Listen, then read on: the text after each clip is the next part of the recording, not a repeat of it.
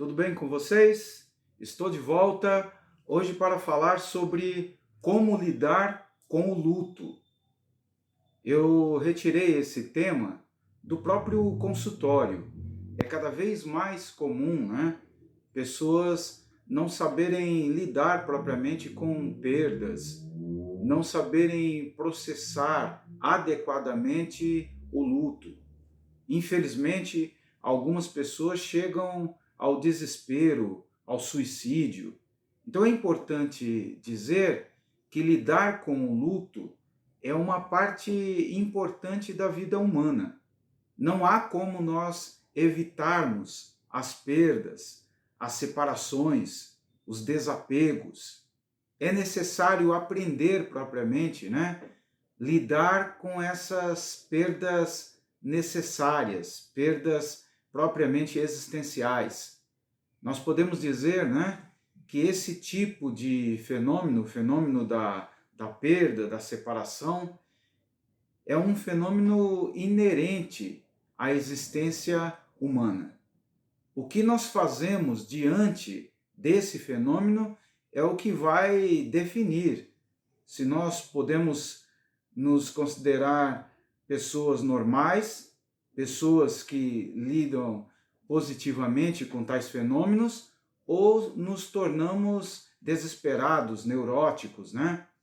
No consultório é muito fácil de encontrar pessoas que, além de não saber lidar com o luto, acaba por afetar também outras pessoas que estão no entorno. A pior coisa, né, de uma pessoa desesperada é que o seu desespero acaba por adoecer. Também afeta outras pessoas no entorno. E o que eu quero que você entenda inicialmente é que o luto não é uma doença. A primeira coisa que precisamos entender: o luto não é uma doença. Como não é uma doença, não há necessidade de tentar curar o luto. Não há necessidade propriamente, né, de tentar medicar, resgatar terapeuticamente, dramaticamente o indivíduo no luto. Porque o melhor remédio para o luto é o tempo. É o indivíduo ser deixado dentro do seu processo pessoal lidando com o seu próprio luto, com a tristeza. Nós estamos numa sociedade onde se valoriza demais a alegria, o sorriso, mesmo que o sorriso artificial. Isso faz com que automaticamente se estigmatize pessoas que estão passando pelo luto, por períodos normais de tristeza. O luto é sempre um desdobramento de uma perda, ou real ou simbólica. Nós até podemos comparar o luto à depressão chamada de reativa. A depressão reativa é aquilo que eu brinco dizendo que é a boa depressão. Por que boa depressão? Porque é a depressão que indica que você está vivo. Qualquer pessoa reage, daí então reativa, a uma perda, a uma mudança, a uma transição. É normal você ter essa depressão reativa quando você, por exemplo, perde o trabalho, um trabalho em que você estava acostumado, que você envelhece e você vai ter que se adaptar a um outro ritmo de vida. Isso vai gerar essa depressão reativa. E essa depressão reativa, ela tem uma característica muito importante de ser entendida por vocês.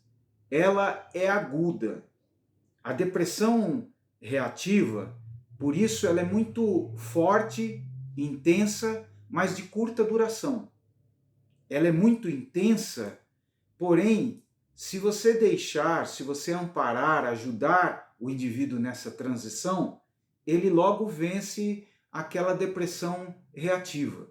Então a depressão reativa, ela está muito intimamente ligado ao luto. Se uma pessoa perdeu, por exemplo, um ente querido, Não adianta tentar remediar, não adianta tentar tirar a pessoa de casa, levá-lo para dançar. Não vai adiantar muita coisa. Por quê? Porque o mundo está cinza dentro daquele esquema momentâneo de perda. O indivíduo ele vai ter que se recuperar dessa perda. Ele vai ter que superar lentamente às custas da sua própria força interna. Não são os estímulos externos, uma força externa, que modificará o sujeito. Ele precisará necessariamente se modificar a partir de dentro para fora. Por isso, se você está lidando com uma pessoa dentro desse quadro de luto, a primeira coisa é não perturbá-lo demais, não querer que ele se recupere artificialmente. É normal o indivíduo passar dias e às vezes até alguns meses, né, até se recuperar. É por isso que eu disse que o luto, né, vinculado à depressão reativa, é uma coisa intensa, aguda, mas lentamente o eu vai se recuperando. O eu vai lentamente colocando o sujeito novamente no mundo. Ele passa a perceber que precisa continuar a viver. Por mais que amou ou amava o objeto perdido, ele lentamente percebe que não adianta querer ser enterrado, morrer com o objeto. Até para dignificar, para tornar, né, a vida do objeto perdido importante na sua história, ele precisa continuar a sua história. A melhor forma, né, de olhar para o passado, para aquilo que foi, é vivendo o presente. E lentamente, o indivíduo que sofre o luto, ele vai se recuperar, ele vai perceber que não é o mundo que está cinza, é o seu olhar, é o seu ponto de vista em relação ao mundo.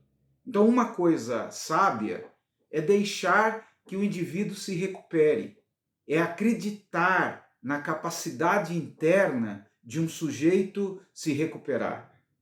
Por isso que eu disse para não perturbar demais. De repente o indivíduo, né, está enlutado, está com o esquema de luto e o indivíduo está ainda apurrinhando. Você não pode ficar assim, isso é ruim. Não é ruim dentro de certo limite. Como eu disse, né? Se uma pessoa perdeu alguém muito querido, amado, como um pai, uma mãe, um filho, o indivíduo necessariamente terá que processar o luto. Vai ter que passar por um período onde esse objeto, né, é sentido verdadeiramente como perdido, como morto, e lentamente o indivíduo volta-se para a vida. É como se depois do sepultamento real, o indivíduo tivesse que sepultar simbolicamente aquilo que ele perdeu. Por isso ele precisa de um certo tempo para se recuperar. Não adianta tentar forçar.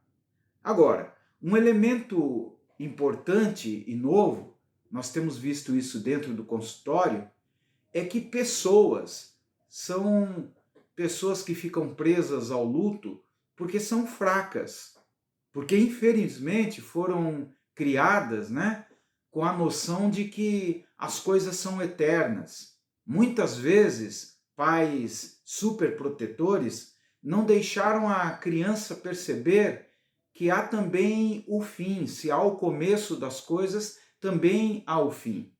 Há pais que se desesperam quando a criança entra em contato com o tema da morte. Não adianta fazer isso. Não adianta se desesperar. A criança, cedo ou tarde, ela terá que perceber o que é a morte. Se ela não percebe no momento adequado, na vida adulta ou mesmo na adolescência, a criança ou adolescente pode se desesperar frente a esse fenômeno. Nós temos recebido pessoas no consultório que chegam a ao desespero, a tentar até o suicídio frente à morte de um cachorrinho, à morte de um gato. Não é que essa morte não tem importância, lógico que tem importância, mas o que eu estou querendo dizer é o tom histriônico, exagerado, que algumas pessoas acabam por evidenciar diante da perda. E nós precisamos, se formos sábios, fazer com que a criança, lentamente, gradativamente, entre em contato com a perda, com a separação. Fazer com que a criança perceba que a morte é parte também da realidade, que em certos momentos ela terá que se desligar permanentemente. Ela não pode eternizar as coisas só por causa do seu desejo. Há até um termo que é usado mais modernamente, se chama resiliência. Nós precisamos treinar a criança a ser resiliente, flexível, diante dos diversos acontecimentos da vida. Se você ensina a criança de que não existe morte, de que as pessoas são eternas, quando ela se deparar com esse fenômeno, que é um fenômeno existencial, ela vai desmanchar, ela não vai aguentar. Então esse é um componente, né, que pode levar a um luto patológico. Você não preparar a criança para se separar.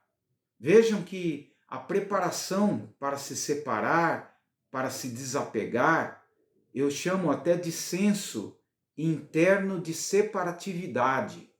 À medida que os pais bons são internalizados, a criança passa a ter confiança, né, no mundo. E à medida que essa confiança cresce, ela vai ter que aprender também a se desapegar, se separar. Há até um treinamento bem simples, mas quando a criança, por exemplo, vai defecar, as primeiras vezes que vai ao banheiro, é comum mães sábias irem com a criança e dar tchauzinho para as fezes, o cocô, dar descarga, fazer com que a pessoa perceba, que a criança perceba, que aquilo que se separa do seu corpo, as fezes, o dentinho, o cabelinho, não é uma perda do seu eu integral, é apenas uma parte destacável que pode se perder, sem que ameace a sua integralidade, o seu eu completo. Então vejam, né, que treinar também a pessoa ao luto é um componente especial, importante para a sanidade. Nós não devemos nos desesperar diante das perdas, diante da morte. Não adianta. O desespero não muda a existência. O desespero não muda os fenômenos existenciais. Com o tempo, o próprio eu já está programado a se recuperar. Muitas vezes a cura para um estado doentio, temporário, é exatamente o tempo. Não é porque o indivíduo está prostrado, está afetado, que ele não se recuperará. Às vezes, o desespero dos indivíduos que estão ao redor do indivíduo que sofre o luto é maior do que o próprio sujeito que vivencia o luto. Então sejamos sábios. O tempo pode curar muitas coisas. Espero que você tenha gostado. Se gostou, dê o seu like, compartilhe o conteúdo, convide outras pessoas para participar do nosso canal. Você sabe que o canal foi feito para debater assuntos como psicanálise, filosofia e outras teorias importantes para a vivência humana. O canal foi feito para você. Um abraço e até a próxima vez.